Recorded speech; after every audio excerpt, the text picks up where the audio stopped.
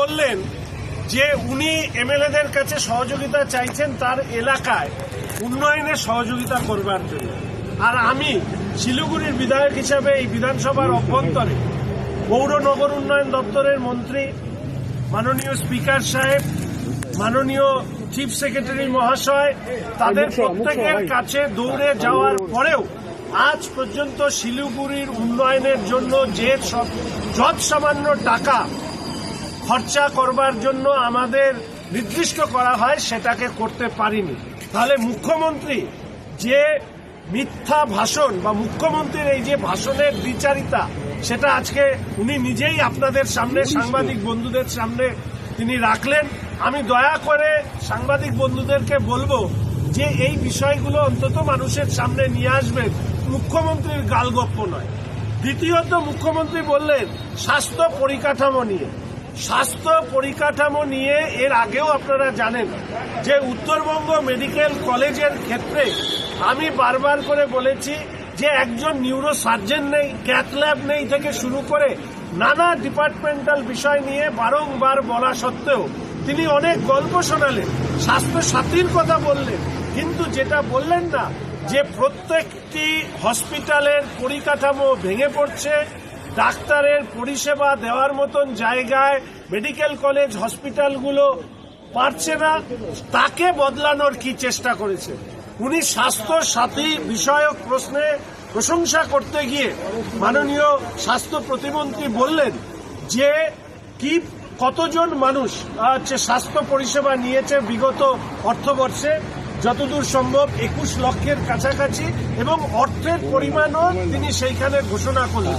প্রথমত স্বাস্থ্য সাথীর ক্ষেত্রে সবথেকে বড় অসুবিধা যে আমাদের রাজ্যের বাইরে পরিষেবা পাওয়া যায় না।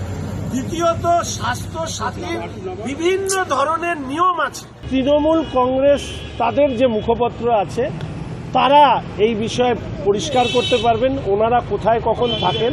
তবে আমি এইটুকু বলতে পারি যে তৃণমূল কংগ্রেস একমাত্র যে জায়গায় সর্বসময় থাকে সেটা হচ্ছে দুর্নীতিতে।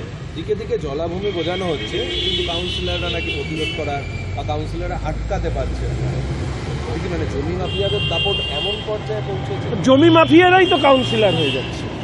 প্রথম কথা হচ্ছে এই ধরনের বক্তব্য যারা রাখেন বা বলেন তারা, আমি বলবো যে গল্পের গরুকে গাছে চড়ান।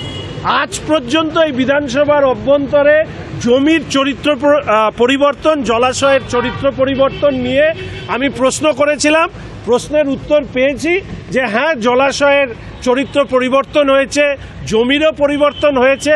তা কতজন শাস্তি পেয়েছেন? না, একজনও শাস্তি পাননি। এই রাজ্যের মুখ্যমন্ত্রী এবং পুলিশ মন্ত্রী একজনই, মমতা ব্যানার্জি। ফলে মমতা ব্যানার্জি যেখানে সেখানেই দুর্নীতি, ওই জন্য উনি আর নামের নিচে সততার প্রতীক কথাটা তিনি ওটা এখন অতীত, এখন হচ্ছে বর্তমান মমতা ব্যানার্জি দুর্নীতির প্রতীক। বলছি ওয়াকআপ নিয়ে আজকে তো মমতা বন্দ্যোপাধ্যায় বললেন অনেক কিছু, তিনি এটাও বললেন যে ওয়াকআপের প্রতি সম্পত্তি দখল হয়ে গিয়েছিল, সেগুলোকে পুনরুদ্ধার করা সম্ভব হয়েছে। নওশাদ সিদ্দিকীরও অভিযোগ ছিল যে দখল হয়ে যাচ্ছে ওয়াকআপের সম্পত্তি। আপনি কিভাবে দেখবেন?